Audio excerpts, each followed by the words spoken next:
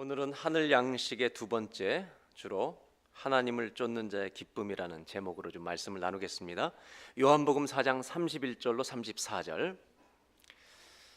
사마리아 여인을 만나서 그 여자가 회심하고 이제 그분은 복음을 전하러 갔고요. 예수님이 제자들을 부탁해서 마을에 가서 음식을 사와셨습니다. 그때 이제 제자들이 와서 음식을 사가지고 와서 얘기하는 겁니다. 그 사이에 제자들이 청하여 이르되 랍비여 잡수소서. 이르시되 내게는 너희가 알지 못하는 먹을 양식이 있느니라. 33절에 제자들이 서로 말하되 누가 잡수실 것을 갖다 드렸는가 하니, 다 같이 읽겠습니다. 예수께서 이르시되 나의 양식은 나를 보내신 이의 뜻을 행하며 그의 일을 온전히 이루는 이것이니라. 예수님께서 제자들에게 대답하시되 너희들이 모르는 양식이 나한테 있는데 그 양식은 두 가지로 정리합니다. 첫째, 나를 보내신 이의 뜻을 행하며, 두 번째, 그분의 일을 온전히 이루는 이것이니라. 이것이 여러분 결국 예수님 말씀이 이거죠. 순종이 당신에게 양식이 되었다는 것입니다. 우리는 음식을 우리의 양식이라고 생각합니다. 그런데 예수님은 나에게 영적인 양식이 있는데 그것은 하나님 아버지의 뜻을 행하는 것이다. 여러분, 왜 순종이 양식일까? 이런 생각을 해봅니다. 사실 육신의 양식은 우리가 쉽죠. 구별도 쉽고. 저는 한국에 가면 아무도 물어보는 분은 없는데 꼭 먹고 싶은 음식이 하나 있어요. 근데 이번에도 못 먹었어요. 결국 저는 사실 이 경상남도 전라남도 쪽을 가본 경험이 별로 없어요. 그래서 사실 부산은 제 평생에 아직 한 번도 못 가봤습니다. 그래서 부산을 그렇게 동경하고 있습니다. 지금도 이번에 가보려고 하는데 기회가 시간이 안 되더라고요. 못 갔어요. 광주도 못 가봤었는데요. 전라남도 광주에는 몇 년 전에 부흥회가 있어서 한번 가봤습니다. 저는 부흥회를 갔다가 참 감격하고 왔어요. 너무 음식이 맛있는 거예요. 물론 그 교회도 좋았지만 제가 무슨 말씀을 전했는지는 기억이 안 나지만 뭘 먹고 왔는지는 기억이 나요. 그 중에 제일 기억에 남는 것이 뭐냐면 그걸 먹고 싶은데요. 그 영광굴비였어요. 그러니까 영광굴비를 그냥 먹는 게 아니라 아침부터 이게 죄송해요, 진짜. 이 녹차 물에다가 녹차물을 하는데 거기다 얼음을 띄워서 차갑게 해요. 거기다 밥을 딱 주는데 그 밥을 바로 부어요. 거기다 찬물에 말아서 영광굴비를 구워서 찢어주는 거예요. 식당에서 딱 나오는데 제가 그걸 먹어보고 서울에서 먹은 영광굴비는 다 가짜다라는 걸 알게 됐어요. 색깔부터 달라요. 여러분, 서울에서 우리가 보통 먹는 영광굴비는 비싸기만 하고 진짜가 아니더라고요. 바닷가에서 말려야 되는 거예요. 그래서 부흥회가 끝날 무렵에, 지금 오래전이기 때문에 무슨 말씀을 전했는지는 기억이 다 안 나는데, 그 목사님이 연세 많은 목사님인데 마지막 날 집회 전에 점심 때 지금까지 광주에서 먹은 것 중에 제일 먹고 싶은 거, 다시 먹고 싶은 거 있으면 한 번만 더 가자고 그러더라고요. 그래서 저는 영광굴비를 가자고. 근데 이번에 못 갔죠. 이렇게 먹는 것이라는 거는요, 맛을 보고 우리 몸에 좋은 것을 우리가 구별해서 좋은 것을 선택할 수 있는 게 우리의 양식입니다. 그런데 예수님은 그런 양식이 아니라 영의 양식이 있다는 것이에요. 입으로 맛볼 수 없는 양식이 있다는 거예요. 이것이 무엇인지 우리가 알 수 있도록 도와주기 위해서 로마서의 바울은 이렇게 말하고 있습니다.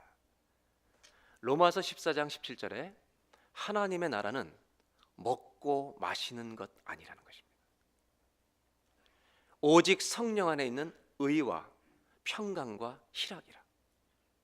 하나님 나라는 우리가 육신적으로 먹고 마시는 그것을 즐기는 나라가 아니라 하나님의 의가 있고 하나님의 평안이 있고 피스가 있고 그분의 조이 기쁨이 있는, 이것이 하늘나라예요. 그래서 예수님 뭘 가르치셨냐면, 순종이 왜 양식이냐면 순종하면 하나님의 평안이 우리 안에, 우리 가슴 안에 들어오게 될 줄로 믿습니다. 순종하면 그 기쁨이 임한다는 거예요. 그래서 순종이 하늘나라의 양식이라고 주님은 말씀하고 있다는 것입니다. 한번 따라 하실까요? 순종이 양식입니다. 그래서 사실은요, 우리 인생의 믿음 생활이라는 것 역시 예수를 믿음으로 구원받은 그 이후부터, 예수를 믿고 거듭난 이후부터 우리가 죽는 날까지 믿음의 역사는 모든 사람에게 사실은 순종의 역사입니다. 히브리서 11장의 믿음의 사람들은 전부 다 그 믿음으로 순종하는 역사를 가진 거죠. 그러니까 우리 거듭난 이후부터 우리 믿음 생활은 언제나 믿음은 순종입니다. 사실 그것이 이어져야 되는 거죠. 이 대표적인 인물이 믿음의 조상 아브라함입니다. 하나님은 아브라함의 인생을 통해서 우리에게 순종이 뭔지를 아주 구체적으로 정확하게 가르쳐주고 있습니다. 하나님이 아브라함을 부르실 때 고향을 떠나라고 했던 나이가 75세입니다. 자기가 익숙해지는, 너무 살기 좋은데 다 정착했는데 75세 떠나라는 거죠. 아브라함은 75세에 떠났다고 순종의 기록을 하고 있습니다. 그는 믿음으로 순종의 선택을 한 것이죠. 그리고 산전수전을 겪습니다. 실패도 합니다. 그러나 많은 순종과 믿음을 통해서 정말 믿음을 쌓아가고 믿음의 실력을 키워갔습니다.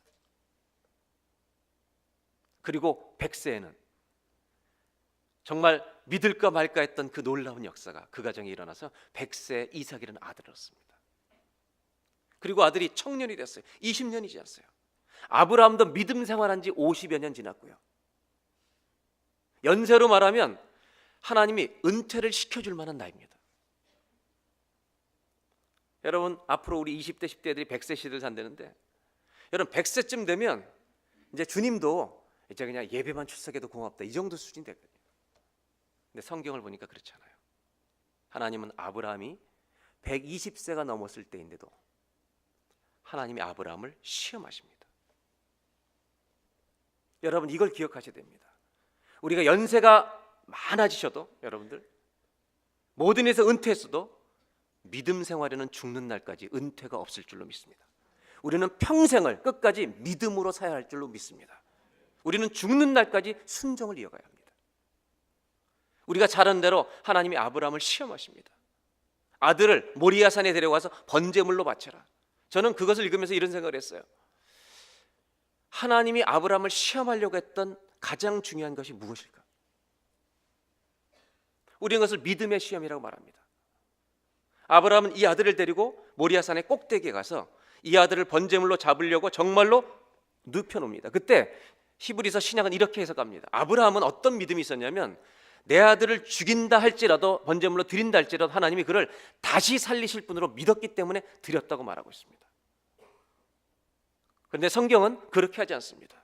구약에서 어떻게 했냐면, 칼을 잡아서 아들을 죽이려고 하는 순간에 하나님이 선사를 보내서 손도 대지 말라고 말씀하십니다. 아무 일도 하지 말라고 말씀하십니다. 그리고 하나님은 이 말씀을 아브라함에게 하십니다. 한번 보겠습니다. 창세기 22장 12절. 다 같이 한번 읽겠습니다. 사자가 이르시되 그 아이에게 내 손을 대지 말라, 그에게 아무 일도 하지 말라. 내가 이제야 내가 하나님을 경외하는 줄을 아노라. 뭐라고 말씀하시냐면, 네 아들 독자라도 나에게 아끼지 아니하고 드리는 걸 보니까 하나님은 이걸 알고 싶었던 거예요. 내가 이제야 네가 하나님을 경외하는 줄 알겠다. 뭐냐면 아브라함의 마음을 보고 싶었던 것입니다. 하나님은 아브라함의 마음을 보고 싶었던 거죠. 이 성경이 거의 모든 성경에 네가 나를 경외하는 줄 알았다는 말로 다 거의 번역되어 있습니다. 그래서 영어 성경에도 fear라는 단어를 씁니다. 그런데 번역 중에, 현대 번역 중에요, Living Bible라는 영어 성경에는 이걸 이렇게 번역해 놨습니다. 한번 보겠습니다. 칼을 내려놔라 그렇게 말씀하시고 나서 내가 이제야 네가 하나님을 경외하는 줄 아노라, 이 구절을 이렇게 돼 있죠. I know that God is first in your life. 하나님이 아브라함아, 네가 네 아들 바치는 거 보니까 네 마음속에 내가, 여호와 하나님이 네 인생 가운데 처음인 것, 가장 중요한 것을 내가 알겠다.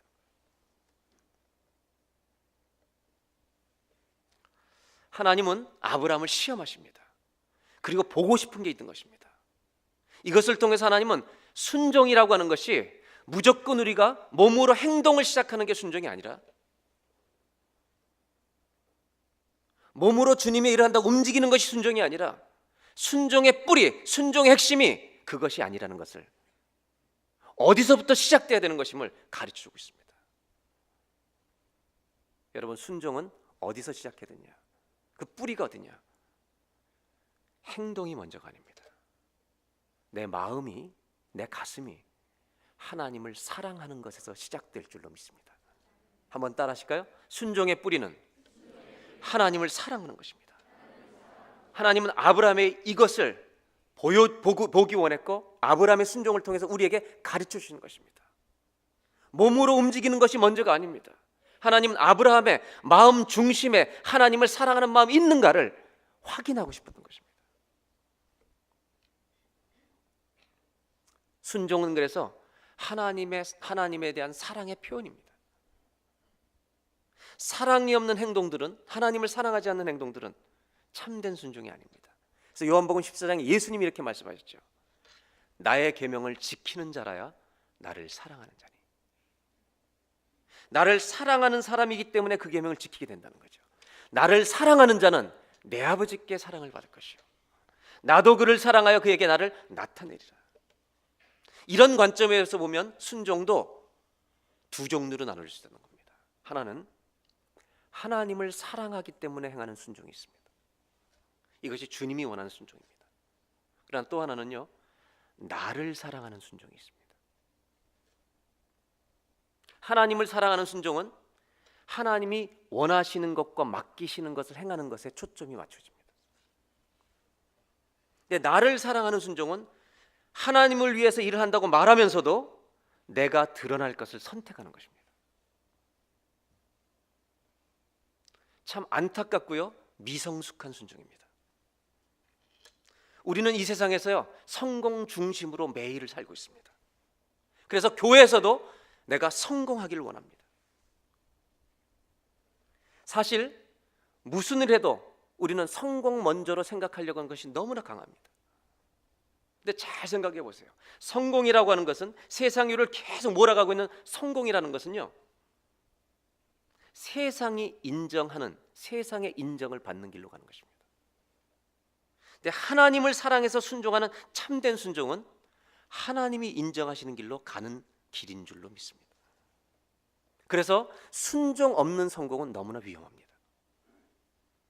그래서 우리는 주의 일을 할 때 봉사는 할 줄 아는데 정말로 내가 주님을 사랑하는 마음을 가지고 하고 있는지 계속 묻고 살펴야 할 것입니다.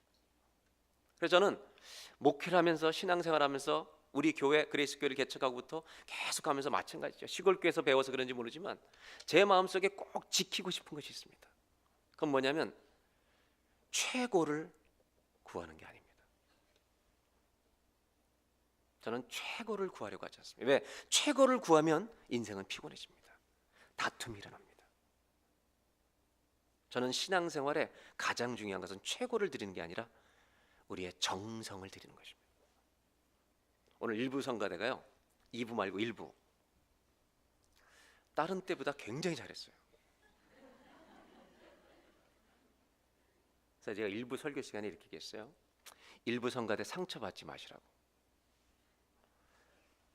저는요, 이렇게 이 목소리, 이 소리에 예민한 편이에요. 그래서 이 찬양팀에 이 싱어들 중에 이 보컬에서 음이 플랫되고 이러면 굉장히 괴로워요. 저는 찬양팀이 좀 알고 있으면 좋겠어요. 근데 말을 안 하고 있을 뿐이에요. 그래서 일부 성가대한테 제가 이렇게 상처받지 말라고 그러고, 여러분 정말 여러분 노래 잘하는 거 아닌 거 아시죠? 이렇게 물어봤어요. 그랬더니 다들 약간 이렇게 무슨 얘기를 하려나 긴장하면서 보고 있어요. 제가 그랬어요. 여러분 진짜 잘하는 건 아니에요. 근데 여러분들이 찬양할 때 저는 여러분 한 분 한 분의 마음이 보여요. 다른 사람 잠들어 있을 때 일찍 나와서 주님께 드리는 정성. 그래서 저는 여러분의 노래는 객관적으로 나오면 10번 한다 그럴까 봐 제가 겁은 나는데, 제가 뭐라 하냐면 저에게는 최고예요, 그렇게 얘기했어요. 여러분, 우리는 정성을 들이면 하나님은 그것을 최고로 받으실 줄로 믿습니다. 저는 제가 지키고 싶은 게 하나 있어요.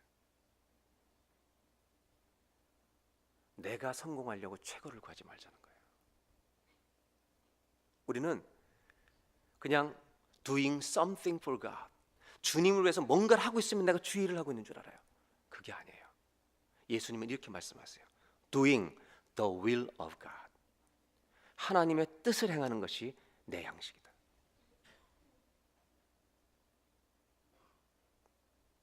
하나님의 뜻을 행하는 자는 반드시 여기에서 시작돼야 돼요. 순종은 어디서 시작되느냐? 하나님을 사랑하는 데서 시작돼야 할 줄로 믿습니다. 그래서 우리는 하나님을 위해서 내가 무언가 하고 있다, 봉사를 하고 있다, 이것을 순종이라고 생각하지 말고 하나님을 사랑하는 마음을 가지는 것이 순종의 출발점이라는 것을 잊지 않고 그 마음을 달라고 기도하고 주 앞에 예배하는 저와 여러분이 되시기를 주의 이름으로 축원합니다. 저는 그래서 구약의 예배와 신약의 예배, 오늘의 예배를 비교하면서 아쉬운 게 있어요. 좀 예수님 때문에 이렇게 기쁨 예배를 드리지만 구약의 예배의 감격과 그 생생함을 우리가 못 누리는 게 있어요. 그건 뭐냐면 구약은 내가 제사를 드려갈 때, 속죄 제사를 드릴 때는 짐승을 잡아서 머리에 손을 얹고 내 죄를 토하는 제사를 드려야 했어요. 예수님이 내 죄를 위해서 돌아가셨다고 우리는 속죄를 하지 않아요. 잘 주님께 화목제를 드리지 않아요. 여러분, 주의 일을 최고로 잘한다고 하면서 다 깨어진 관계를 만들면 무슨 소용이 있겠습니까? 최고가 되는 길은 피곤한 거예요. 다투기, 정말 갈등만 생기는 거예요. 정성을 들이면 다툼이 일어나지 않아요. 서로 감격이 있는 거예요. 신앙생활은 최고를 구하는 것이 아니라 정성을 들이는 것인 줄로 믿습니다. 저와 여러분이 무엇을 하나님에서 하고 있다, 봉사하고 있다, 이것이 순종이 아니라 하나님을 사랑하는 마음을 갖는 순종의 핵심, 이것이 회복되는 화목제와 속죄제의 예배가 되기를 주의 이름으로 축원합니다. 두 번째로 34절을 다시 보겠습니다. 다 같이 한번 읽겠습니다.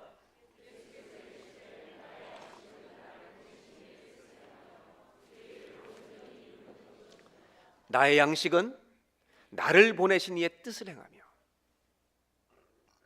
하나님의 그 뜻을 행하는 것이 예수님이 양식이래요. 순종이 양식인 거예요. 그런데 이 순종이라고 하는 것은 해보시면 알지만 순종하자마자 하나님이 원하시는 것이라고 하는 것을 선택한 기쁨은 있지만 그 순종을 끝까지 완성하는 과정은요 절대로 기쁨이 이어지지 않습니다. 많은 시간이 사실은 순종의 과정 자체는 힘들고 고통스럽고요 눈물의 골짜기를 지나는 것입니다. 아브라함이 하나님 명령을 받았을 때, 아들을 바치자고 했을 때 아브라함이 그 하나님의 음성을 확인하고 그 다음날 떠나죠. 나귀에다가 짐을 싣고 아들과 사원 데리고 떠나는데, 그 떠나는 결정 자체는 기쁜 일이지만 그날부터 3일 길을 가는 동안 그 모리아산에 도착할 때까지 아브라함은 고통과 눈물과 가시길을 걸어간 겁니다. 예수님도 십자가를 지실 때 똑같죠. 순종은 하나님이 원하시는 것이지만 그 순종의 길을 가기 위해서 겟세마네 가서 정말 땀이 피가 돼도 기도하시는 거죠. 그런데 순종의 과정에서는 기쁨이 완성되지 않는다는 거예요. 그 순종을 완성하고 나면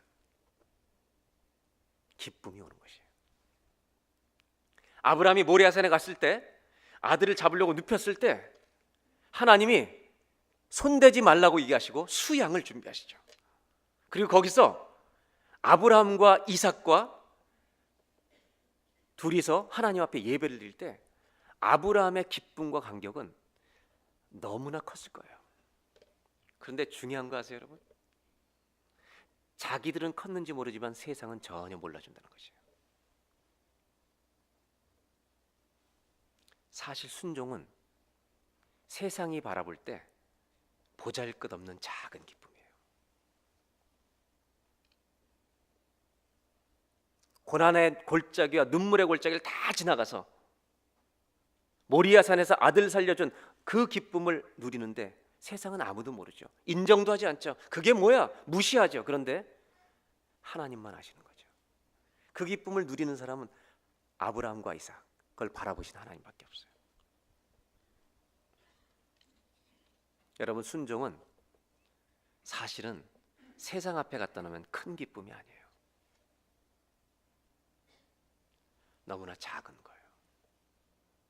그런데 이 세상이 볼 때 보잘것없어 보이는 하나님께 순종한 자에게 돌아오는 그 기쁨을 세상의 어떤 기쁨보다 귀하게 여기는 분은 하늘 양식을 가진 자인 줄로 믿습니다. 한번 따라 하실까요? 순종의 열매는 하나님과 나 사이에 작은 기쁨입니다. 오늘은 선교사 파송 예배예요. 저는 새 가정을 보면서 이런 생각을 했습니다. 그래서 원래 이 순종 설교가 다음 주인데 바꿨었어요. 이게 제가 메일을 받은 다음에. 왜냐하면 순종이라는 주제가 선교사님과 너무 맞기 때문에. 제가 새 가정을 보면서 이런 생각을 했어요. 일본으로 떠났던 홍두표 전사님은 처음 우리 교회 다닐 때 참 근심거리 집사였어요. 왜냐하면 의상이 만만치가 않았어요.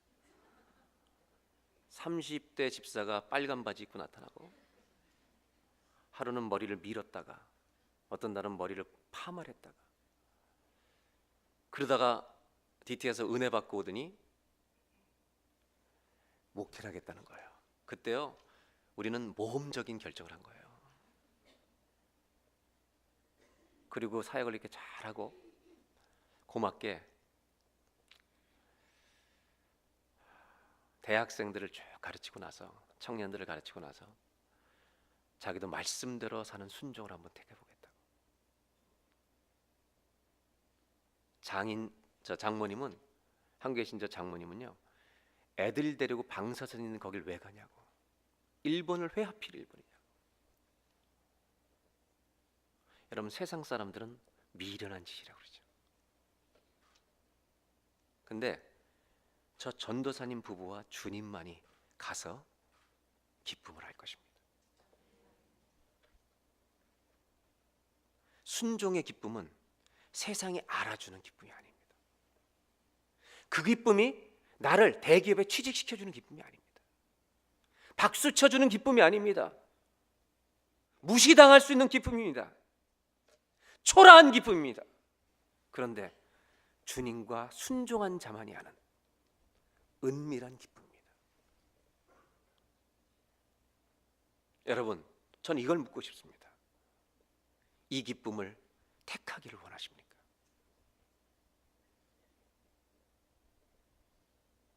김정현 선교사님 가정은 캄보디아 단기 선교를 그때 잘못 갔다 왔어요. 저 학교 선생하던 얌전한 분이 여기서 한해 공부해서 한의사 돼가지고 단기 선교를 갔는데 다른 분들 다 머리 감겨주고 이런 일 할 때 다 가운 입고 줄 서 있는데 줄이 끝이 안 보이더라는 거예요. 갔다 와가지고 캄보디아가 자기를 부르고 있다고. 아니지, 주님이 부르시는 거지. 그리고 3년 갔다가 다시 와서 이제 언어를 배워서 한의과 대학을 거기다 세워보겠다. 그래서 제가 그랬어요. 이왕이면 이상한 대학 세우지 말고 제대로 된 대학 세워라. 많은 좋은 한의사들 동원해서. 그리고 또 간다는 거예요. 아들 하나 두고 모리아산에 두고 가는 거예요. 내가 그랬어요. 내가 예언하는데 그 아들 어떻게 될지 몰라 진짜. 근데 그 아들 제가 혼자 있는 거 보니까 부모보다 낫더라고요. 가보면 알겠죠. 캄보디아 가면 순종한 자들만이 그 땅에서 하나님과 맛보는 세상 사람들이 볼 때 미련한 기쁨을 저들은 먹을 거예요. 조용한 선교사님은 한국에서 오셔서 원주민 선교회 12년 차입니다. 지금 이제 우리 교회 교인이 되는 겁니다. 오늘. 근데 저분한테는 제가 빚이 있어요. 한 2, 3년 전 연말에 12월에 송년 예배 드리기 전에 만난다고 찾아온 거예요. 부부가 같이 밥을 먹었어요. 근데 그때가 어떤 때냐면 여기 있는 PCC 장로교단에서 저 목사님을 독점으로 오퍼를 한 겁니다. 잡 오퍼를 했는데 원주민 사역을 잘한다는 소문을 듣고요. 알버타 에드몬턴에 있는 원주민 홈리스 사역의 담당자로 이분들을 리크루트를 한 거예요. 연봉 7만 5천 불을 약속하고. 그때 마침 큰아들이 알버타 대학으로 가게 된 거예요. 그래서 이것 때문에 어떻게 할지 고민하러 저를 찾아온 거죠. 그래서 저는 끝까지 대답을 안 했습니다. 선교사님의 인생은 선교사님 거지 될 게 아닙니다. 결정하셔야 됩니다. 그랬더니 저분이 목사님 생각을 얘기해 보라는 거예요. 제가 답은 내가 있는데 말은 못 하겠다고. 결국 끝까지 얘기하려 해서 했습니다. 난 안 갑니다. 왜 안 가냐고.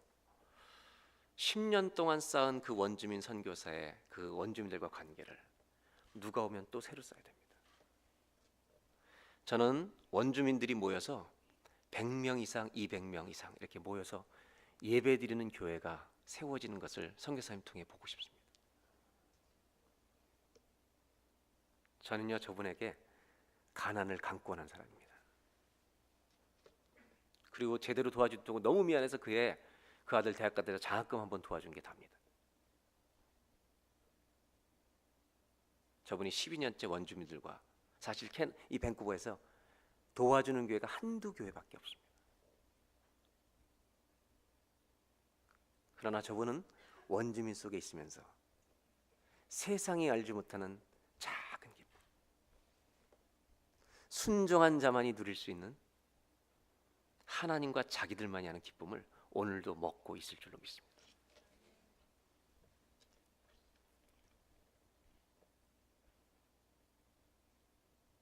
사랑하는 교우 여러분, 우리는 너무 큰 기쁨을 추구하고 있지 않습니까?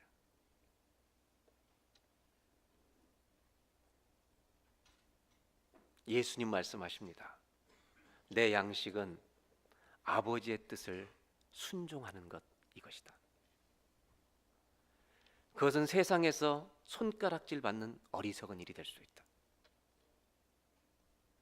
그러나 그 순종의 끝에는 순종한 자와 하나님 사이, 거기서만 누려지는 그 작은 기쁨이 있는데, 이것이 다른 어떤 기쁨보다 더 소중하다는 것을 아는 자는 하늘 양식을 가진 자라고. 여러분, 이 기쁨을 구하러 가실랍니까? 이 기쁨을 쫓는 저와 여러분 되시기를 주의 이름으로 축원합니다. 저는요, 이번에 한국에 갔다가 정말 한번 찾아뵙고 싶은 분을 찾아뵀어요. 1986년에 첫 목회를 나갔고 시골에, 88년에 결혼했고 89년에 첫 아이를 낳았어요. 그리고 90년에 그 시골교회 봉고가 고장났죠. 연세 드신 분이 많아서 차가 없으면 라이드를 해드릴 수가 없으니까 어려운 교회였고, 저희가 한 달 생활비 15만 원, 20만 원 받을 때니까 헌금을 하려면 4, 500만 원은 나와야 차를 살 수 있는데 86년도에 1년 전체 교회 결산이 460만 원이었어요. 그때가 1000만 원 조금 넘었을 때요, 90년도가. 그래서 헌금을 합시다 쫙 했죠. 저희는 드릴 게 없었어요. 생활비도 다 못 쓰는데 그걸로.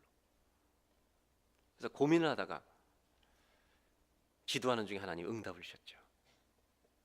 그래서 돌잔치가 90년 5월이 애기 돌이었는데, 돌잔치 때 지역 목사님이 다 오셔서 선물을 주고 가겠는데 반지 팔찌가 눈에 어른거려서 저거를 주님께 드리나 보다. 그래서 집사람하고 상의했더니 좋다고. 그래서 우리 큰 딸을 놓고 이렇게 얘기했죠. 얘야, 하나님이 너의 돌 반지 팔찌가 10돈이 넘게 12돈 정도 들어왔는데 이걸 드리길 원하시는데 괜찮겠냐? 근데 무슨 말이 모르는지가 가만히 있죠. 못 알아들으니까. 그래서 저는 구약의 말씀대로 적용했죠. 아버지와 자녀가 대화를 할 때 얘기를 했는데 침묵은 동입니다. 그래 제가 그 아이에게 이렇게 얘기하면서 헌금을 하기로 했습니다. 지금은 네가 모르지만 네가 커서 믿음을 가지게 되면 너의 이 예물을 하나님께 드린 것이 네 인생의 복이 될 것이라는 것을 네가 볼 것이다. 그리고 드렸습니다. 그 아이에게 주신 축복을 얘기할 수는 없습니다.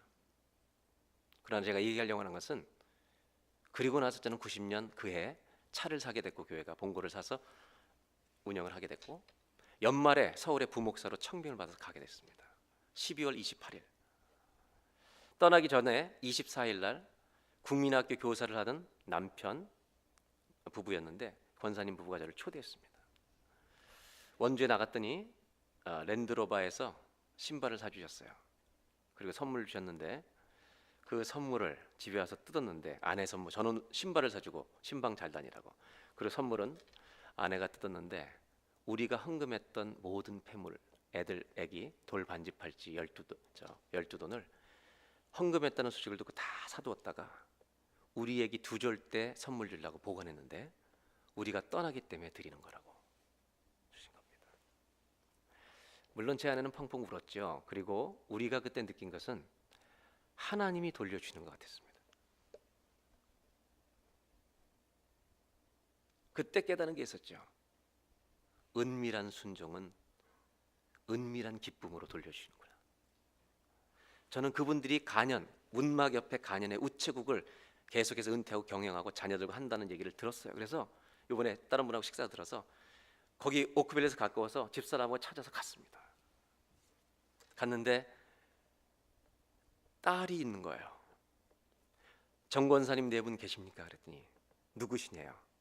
그래서 아무개 시골교회 전도사였던 사람입니다. 그랬더니 아버지가 올해 돌아가셨대요.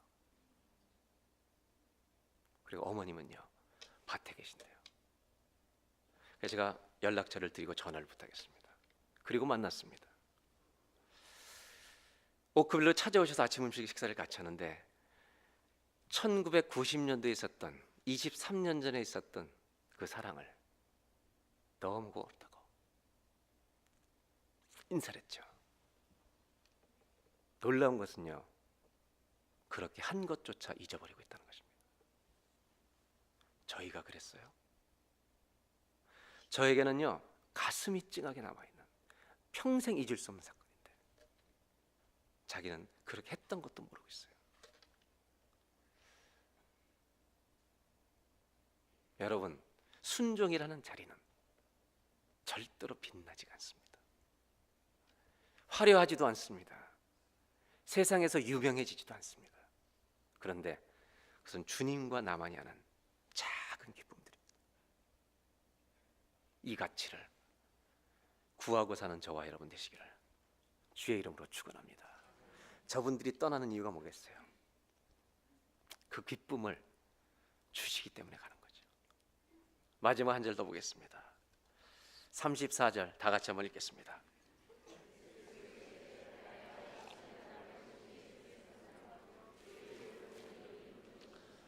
두 번째로 주님이 이렇게 말합니다.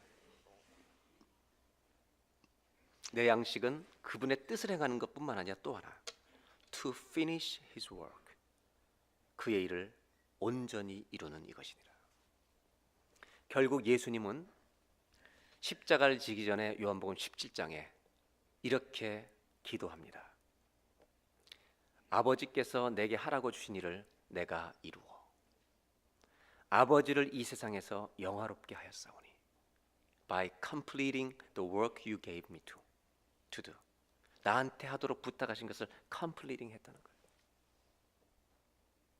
그리고 예수님은 십자가에서 돌아가십니다. 그리고 십자가에서 돌아가실 때 마지막 이 말씀을 남기십니다. 요한복음 19장 30절, 다 이루었다. It's finished.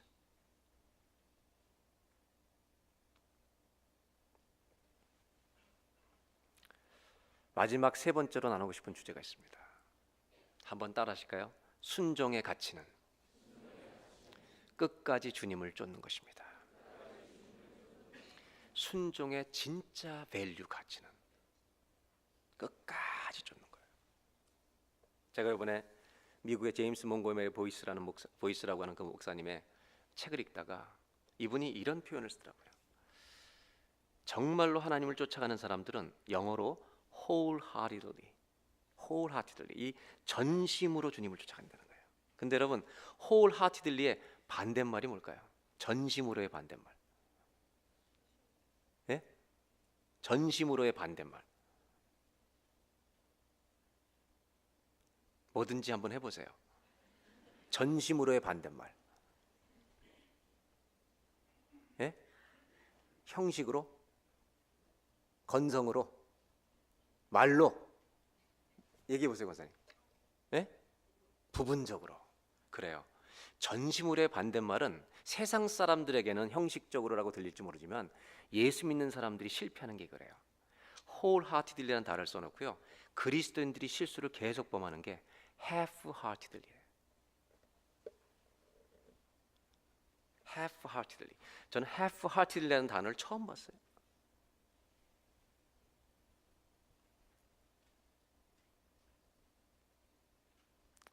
그러면서 그분은 이렇게 얘기합니다. 많은 사람이 순종을 시작하는데 fail to finish, 마치는 것을 실패한다는 거예요. 참된 순종, 진짜 순종, 이 순종의 밸류는 끝까지 하는 것입니다. 끝까지 순종하면 우리에겐 기쁨이 오지만 예수님 말씀하신 것처럼 순종의 완성은요, 하나님을 영화롭게 하게 될 줄로 믿습니다. 저와 여러분이 이 순종의 가치를 끝까지 쫓는 믿음의 사람들이 되시기를 주의 이름으로 축원합니다. 하나님, 우리의 이 가슴 안에 주님을 향한 사랑이 멈추지 않게 하여 주옵소서. 세상이 미련하다고 말하는, 어리석어 보이는, 그러나 주님과 순종한 자만이 아는 그 작은 기쁨을 구하는 저희들이 되게 하여 주옵소서. 그리고 그 일을 끝까지 감당하게 하옵소서. 지금은 우리 구주 예수 그리스도의 은혜와 하나님 아버지의 놀라우신 사랑하심과 하나님의 말씀에 순종하게 하시는, 그리고 그 순종이 하늘 양식 되게 하시는 성령님의 감동감화 역사와 교통하심이 예배드리고 세상을 향해 나가는 모든 성도님들과 순종으로 선교지로 떠나는 세 분의 귀한 선교사님 가정 위에 지금부터 영원토록 함께하여 주시기를 간절히 축원하옵나이다.